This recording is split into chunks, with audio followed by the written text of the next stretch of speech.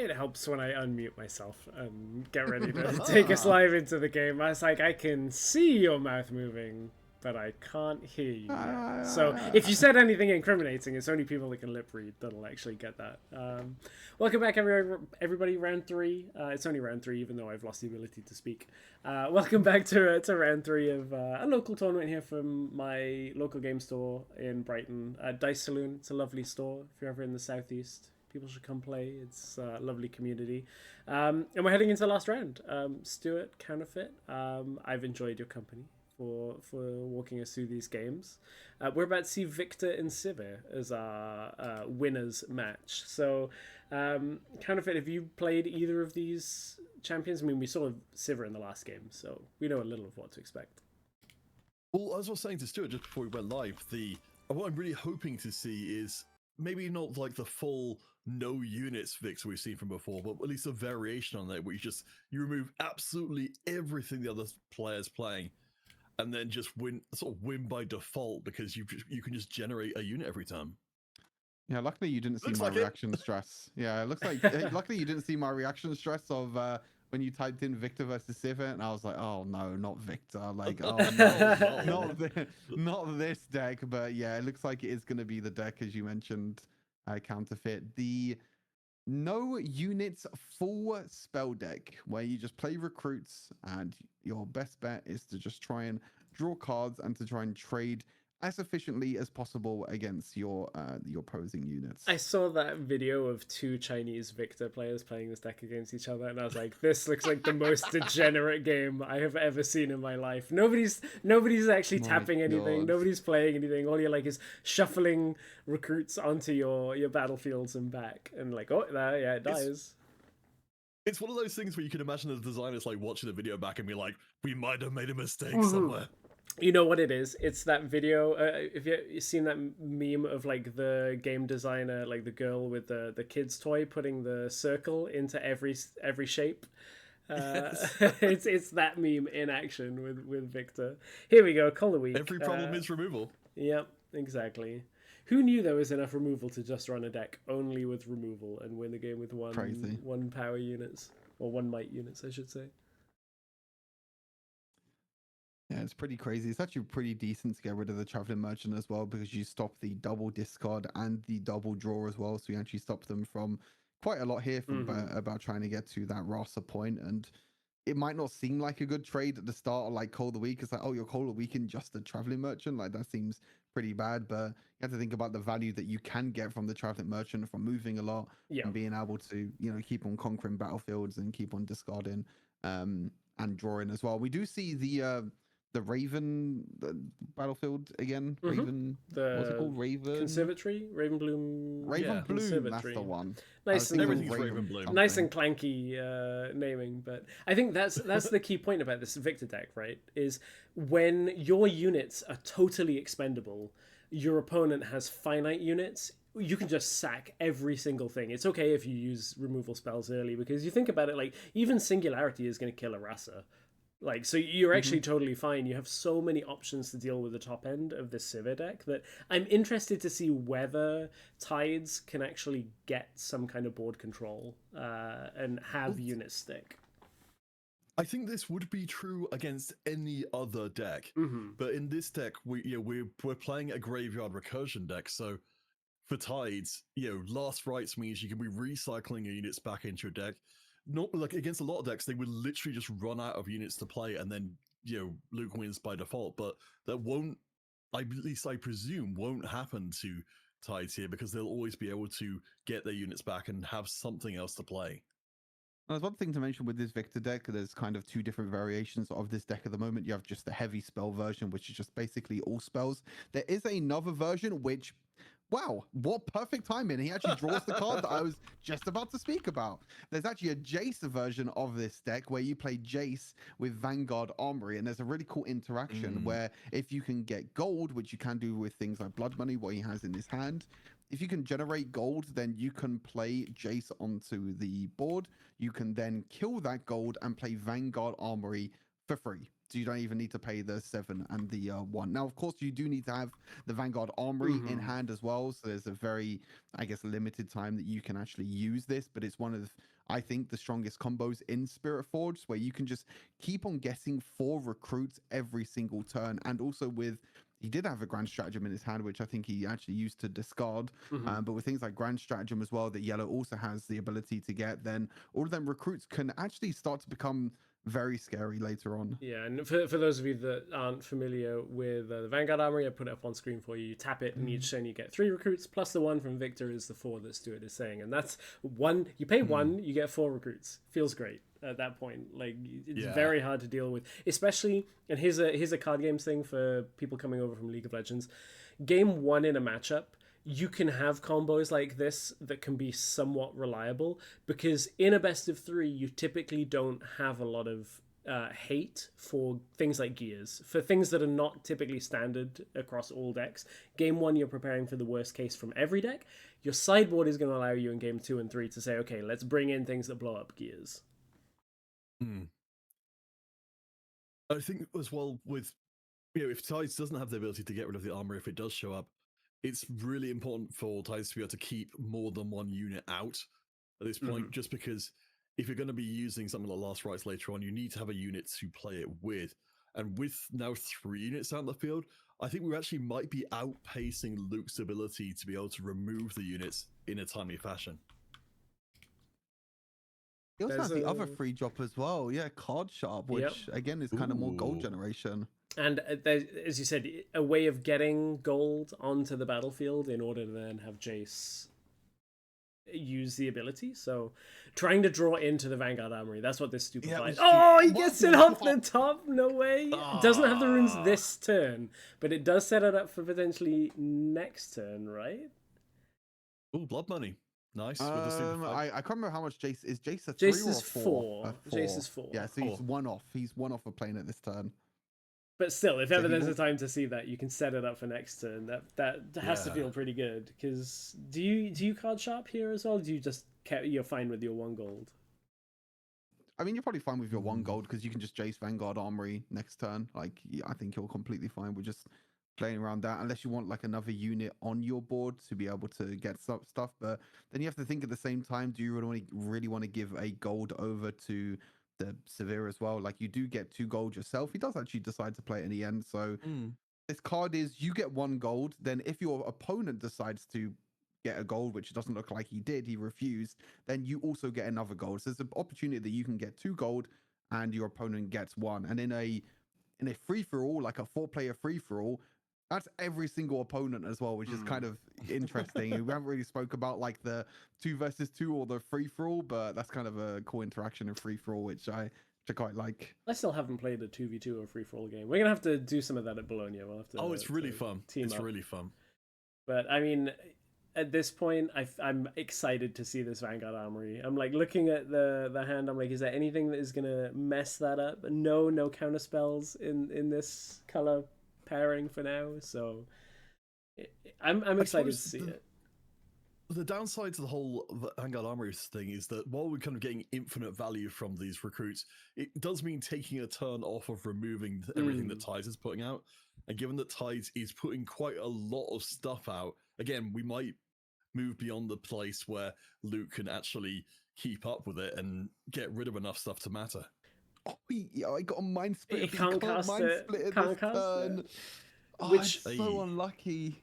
It's a turn late, but at the same time, I do agree with you, Counterfeit. It's like 1/1s for the next 2 turns without something like a Grand Stratagem are not necessarily going to get the job done in this game for now. I mean, it's one of those things that, like, there's an inevitability of Vanguard Armory, but if Tides can get the right cards off the top, for instance, Mind Splitter next turn is going to remove Singularity, which is pretty significant because it means Rasa will stick, Mind Splitter is going to be a lot harder to deal with, like a lot of the units will stick around, so it'll be interesting. Imperial Decree is not this turn going to cut it, but Mind Splitter now has a second choice of what they could take. Imperial Decree is a great card, I think, to take away as well, because that's a way that these 1 might units can actually be very, very useful. But yeah, here it comes. I'm not actually going to decide to. Okay. But now is not going to decide to use the Jace. Now you have a various amount of choices now with this Mind Splitter next turn. If you want to use it, I mean, if you do Mind Splitter, then you can't play anything else that turn. So, I mean, he doesn't have any other units, I guess, unless he wants to play out the Sivir instead. But yeah, deciding instead to not give the Sivir the opportunity to proc lost rights and deciding to get it instead. I mean, they'll go up to 8, so they'll have enough for a punch first, eating a lot of runes just like for a combat trick. But I mean, if you bin the Vanguard Armory, what does that leave? Do you have to take the Imperial Decree? He decided to use both the... Wait a second. He decided to use both the golds. Instead of the runes. Instead of the runes. I mean, I would have liked him to like just keep one of the golds open, but maybe he kind of reads that maybe he has a Mind Splitter in hand that he can choose. Yeah, I'm not really too sure on that decision, because now you don't have a gold that you can play this combo with. I'm trying to remember what Wages of Pain does. I mean, you've hidden Wages of Pain, so either way you're getting it for the gold coming from it. Yeah. So I think maybe it's just a more efficient way of not recycling your runes to have more options next turn. Like, is a one way of looking at it. But there is the Mind Splitter. Yeah. Well, you've got some choices to make. Because the Vanguard Armor, you can just play it anyway. So there's no point in taking Jace so much. It's either Vanguard Armory or Imperial Decree for sure. I mean, the Decree's not going to do a ton without there being a lot of units out. So if you take the Armory away, you're kind of dealing with the Decree. Just because now you know it's there, you can play around it. Boo, we don't get to see the combo. I wanted to see it. Not biased at all. No, definitely not. Yeah, and he decided to, like I mentioned, he decided to not play like the previous turn, and now he's not going to have the opportunity to play it at all, unfortunately. And like I said, I think it comes to a point where I'm not too sure actually if the Sivir actually had any Rosses in his discard. Maybe he had like an Ezreal or another Fizz in a discard, which can get played and can just be procced by Lost Rights. But yeah, he really didn't want the Lost Rights to be procced there to try and replay another unit. So I mean, you have to play the Wages of Pain anyway. But I guess you do. Ooh, it's a nice time to see a Singularity from. I think he accidentally revealed. I think he accidentally revealed 2 instead of 1. Yeah, it does look. That's fine. That. I could just go to the top. Mistakes were made, but that's all. Good. Yeah. It's one of those ones that wouldn't happen so much in paper, but sometimes you click it too quick. It's one of those ones where the be all end all is you'll draw that card anyway. It just means your opponent now has the the information. Oh boy, I'm not liking things for Luke though. Yeah, since the Mind Splitter, I'm not really sure what you're going to do at this point. There's way too much stuff on the field for, again, if we're going 1-for-1-for-1 removal, it just doesn't work against this deck at all. I think this is just a very hard matchup to deal with. Yeah, I guess from here it's Singularity is going to deal with Rasa and Fizz. Because obviously Fizz has a +2 from Last Rights. So you still have to deal with a Mind Splitter, and your opponent knows you have an Imperial Decree in hand as well. I wonder if you get rid of the Rasa actually, instead of the... Oh, you actually decided to get rid of the battlefield. Interesting. If you get rid of the Rasa, you're going to be able to play it for free with the Last Rights, right? Oh, yeah, that's actually right. You do just get it back again if you keep if the Mind Splitter stays alive, right? So you essentially are saying, okay, because I don't have any point and click removal type thing, single target removal. I mean, Last Rights trivializes what the Viktor deck is trying to do here. Like, we just can play everything from the graveyard. You don't have enough. There's no amount of removal that's ever going to get you across infinite recursion.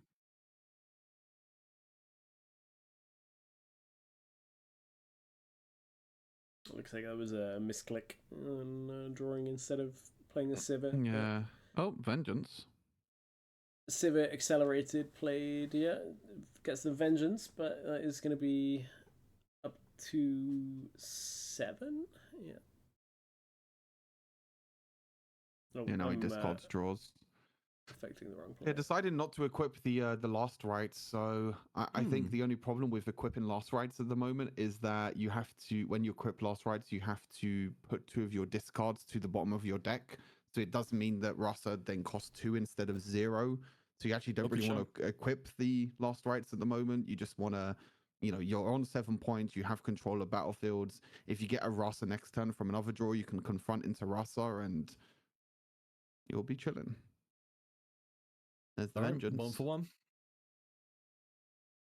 Fight or flight is of course just going to fade away because it can't get procced. And then we'll have to play the other hand card, Dragunda, onto Rasa. We've got confront in hand, so Tides. I mean, he can you can just kill the thingy and then confront Traveling Merchant and win the game. Can you also last rights the Sivir with Accelerate? Yeah, I think you could win a bunch of ways. There's like a million ways. You have confront yeah. too. Yeah, sorry, I wasn't even. I'm down the rabbit hole again. I'm like, how can you do the most convoluted thing? You might do it for style points. Yeah, he also ride the winds as well. Yeah, he had so many options. Yeah. He also has ride the wind as well. Yeah, that's gonna be game 2. Yeah, I'm really curious to see what, if anything, Luke can do about this, because this is a horrible matchup for the deck. Like, I guess if you could get rid of the last rites, then maybe you've got a way of actually stopping the deck, but if you can't, you don't.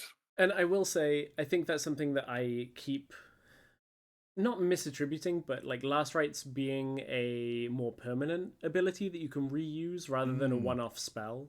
I always keep thinking about it of like, well, you're gonna get it once, but actually it does feel like you do have that option. If your opponent doesn't deal with it, you just keep getting stuff back. So that I think that is that learning for me, and why I'm glad to see this deck in action a little bit today, is because like it's really cementing like how dangerous that can be if it does get to stick. And of course, we only talk about the roster as well, but as I mentioned, you can bring things back like the Fizz, which can bring back a spell. You can bring back the Ezreal to be able to discard 1, draw 2 as well, because your play effects will still work. So even though roster is like the best case scenario, there are still other units that you can bring back in the Sivir deck that is just going to help benefit you in the long run. All right, we've got Treasure Hoard on one side. That's the Conquer which lets you turn 1 energy into gold. But Windswept hitter from the other side, so some That is a snap keep from Tides. He's like, yep, I can Ezreal turn 1, fine. Yeah. Easy.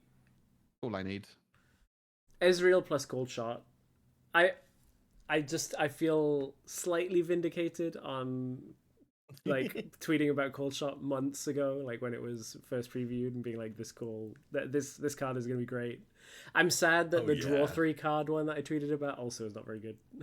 I'm like, why are there better drawing cards than draw 3 cards? This is stupid. Yeah, it's true.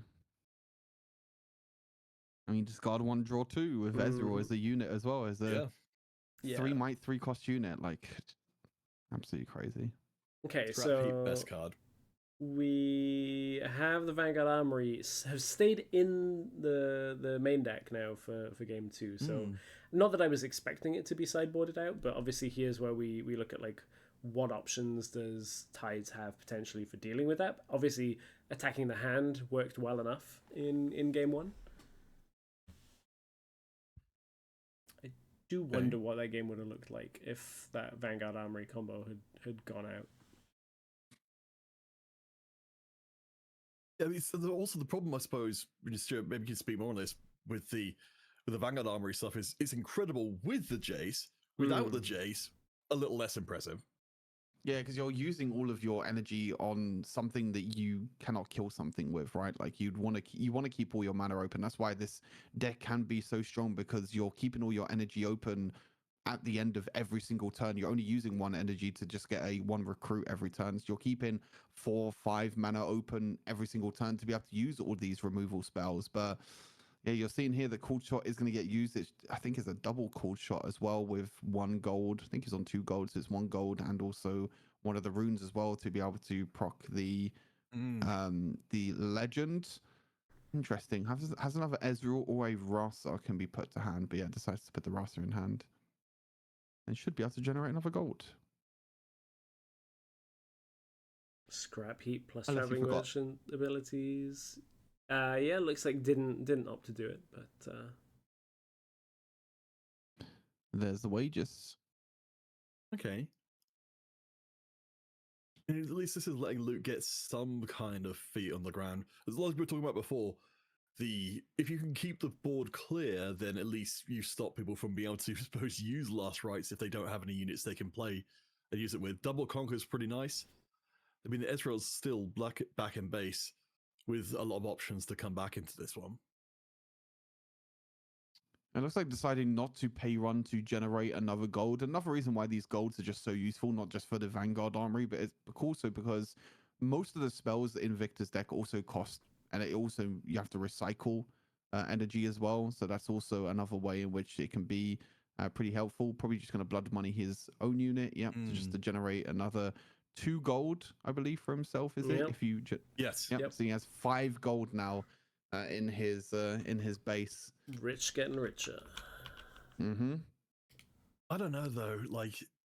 Well, I suppose we can make the armory at this point, conceivably, and then start having a bit more board presence. Because hey, maybe Stress will get to see what you wanted to see last game. But I wanted it in a cool, convoluted way. I don't want it in the you pay 7 and you recycled a bunch of gold. That's not fun. I like to see the combos work out. But no, I mean, I think at this point, you look at the cards that are in hand. It's not like there are that many other options to do. Drag Under. Ooh. Oh, the problem with Drag Under is it feels like such a high-costed. Like, if you're playing it from hand, it feels incredibly over costed to actually play. But I mean, we're in a situation where we're getting to 5 on the score. I think still what's going on here is that I think Luke is trying to win game 2 here before getting outvalued by Tides. Mm-hmm. I think you're seeing here that it's actually most of the removal has actually been pretty helpful so far to see what you can actually get from the. You can actually fight or fly your traveling merchant back if you want to. Yeah. Actually going to. Actually, no, you can't do that because it's an action. Yeah, it needed to be. You actually can't do that. It needs to be a reaction. Needed to be hidden in order to be doing that. Yeah, you can't fight or flight your merchant. There's no pricing on the line, so that is an error that I'm not gonna wade into if the players have missed it. That is where it is for now. But you are correct. You would not normally be able to do that. It's all good. Hopefully they'll be able to. These are practice games. And, yeah, exactly. It's just practice games, so it's not too bad. But yeah, I think the problem with the Viktor at the moment is that you want to get this Vanguard Armory out because I think all of these little recruits are actually really good to try and help you win the game. But at the same time, you're using all of your energy that turn, and you can't use things like, Drag Under again or Singularity or things like that. Because I feel like next turn Singularity is going to be pretty good. I do think that if the armory comes out, each of your removal is worth a lot more because it's buying you extra time to make extra recruits with. Whereas right now, like for Luke, it's pretty much just treading water and waiting to see Tides hit the critical mass of stuff that will just be unstoppable. Yeah, I wonder this turn, does it have to be armory? Stupefy the 2/2? Well, do that first, obviously get the card draw. What is that? Let's have a look. Oh, that's the gear removal. Chemtech Cask. When you play a spell on an opponent's turn, you may exhaust me to play a gold gear token exhausted. Oh, maybe not. I thought that was the other card. Oh, that's from the starter deck, I think, as well. When you play a spell on your opponent's turn, you may exhaust me. But it's the gear as well. Interesting. Yeah. It seems like a little bit over the top though of gold because you already generated so much gold from like Card Sharp and Blood Money as well. Do you really want to get rid of like an important removal spell for something like Chemtech Cast, which is just generating you more gold that you don't really need? I'm not too sure. Luke is at 6 here though, so save for like a Mind Splitter taking out Singularity. Just creating a recruit. Or I'm like looking at what your options for the next turn are, because you keep the recruit in base, you at least put one more unit, so it's either Viktor for a bigger body, or you make a recruit in order to have a second unit for next turn. It's going to be Viktor for a bigger body. Hold though, I'm curious to see if he actually decides to hold or he plays everything in his base. Yeah, it's in base, right? Like it's everything base, yeah. Yeah, because you're assuming that your worst case is my opponent plays Rasa, and then all the other units are kind of manageable from there.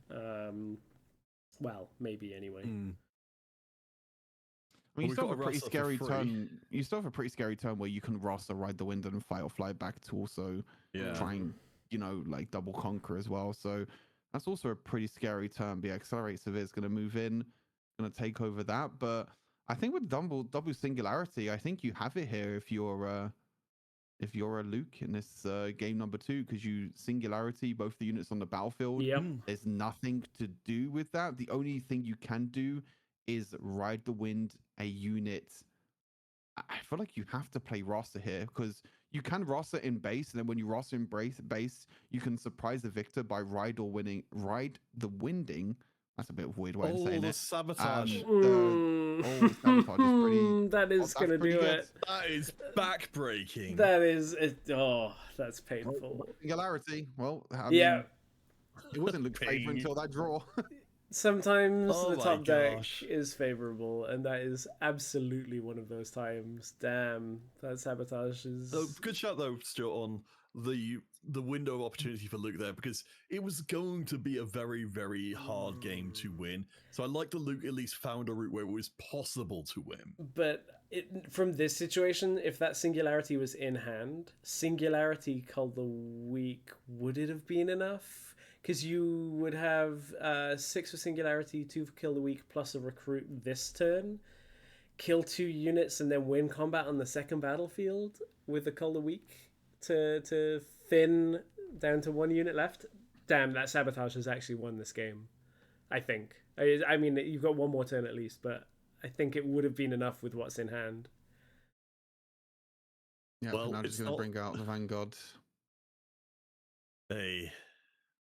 Cull the Weak now feels awful, because you it's going to be like the one might, yeah, exactly. The one might, yeah. So, I guess it's grand stratagem off the top or bust at this point, really.